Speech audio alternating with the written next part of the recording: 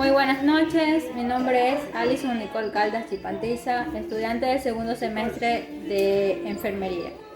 El tema que vamos a tratar el día de hoy es sobre los puntos de auscultación respiratoria y cardíaca. Vamos a hablar acerca de los puntos de auscultación, que son 4.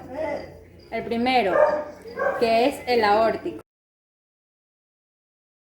El segundo punto es el pulmonar.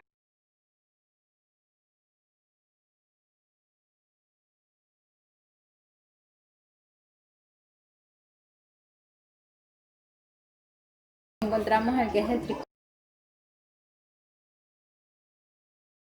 Como cuarto punto encontramos al mitral.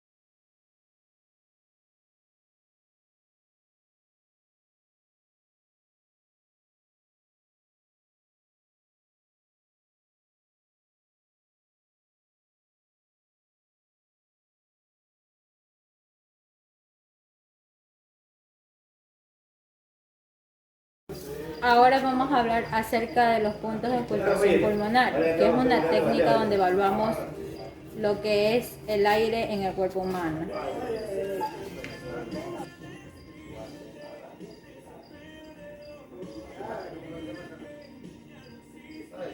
Respire.